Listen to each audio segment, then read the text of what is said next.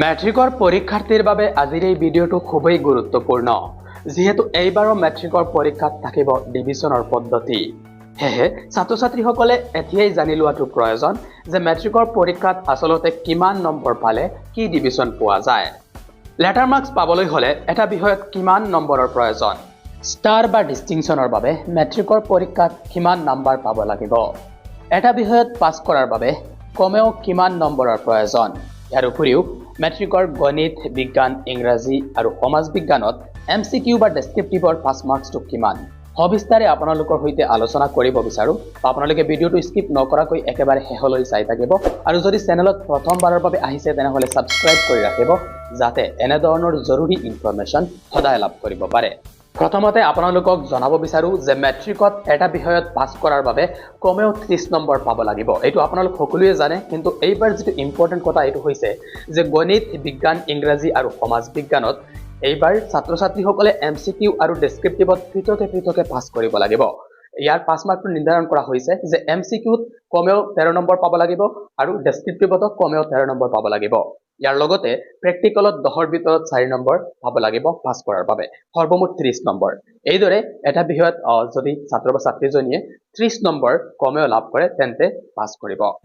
মেট্ৰিকত থাৰ্ড ডিভিজনৰ বাবে এজন শিক্ষাৰ্থীয়ে সৰ্বমুঠ 600 মাৰ্কছৰ ভিতৰত পাব লাগিব 180 ৰ পৰা 269 মাৰ্কছ লৈকে আৰু এইটো পাৰ্চেন্টেজ হিচাপে হ'ব 30% তকৈ অধিক আৰু 45% তকৈ কম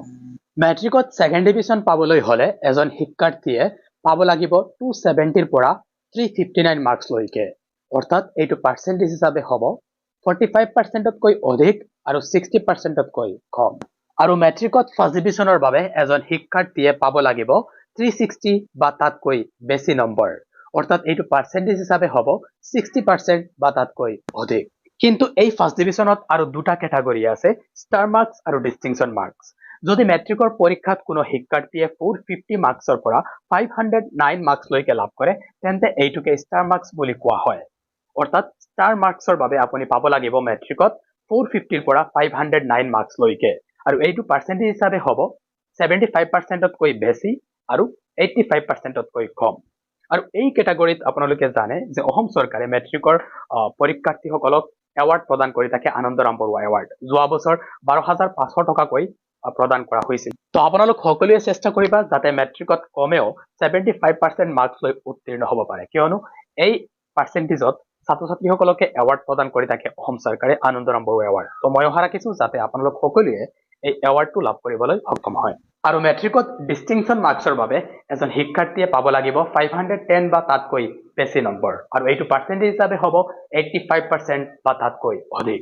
আৰু একেবাৰে শেষত জনাব বিচাৰো যে লেটাৰ মাৰ্কছটো কি মেট্ৰিকত এজন শিক্ষাৰ্থীয়ে যদি কোনো এটা বিষয়ত 100 মাৰ্কছৰ ভিতৰত 80 মাৰ্কছ বা তাতকৈ বেছি মাৰ্কছ লাভ কৰে তেন্তে এইটোকে লেটাৰ মাৰ্কছ বুলি কোৱা হয় আৰু যি সাবজেক্টত তেওঁ 80 বা তাতকৈ বেছি লাভ কৰিছিল এই সাবজেক্টৰ কাহতে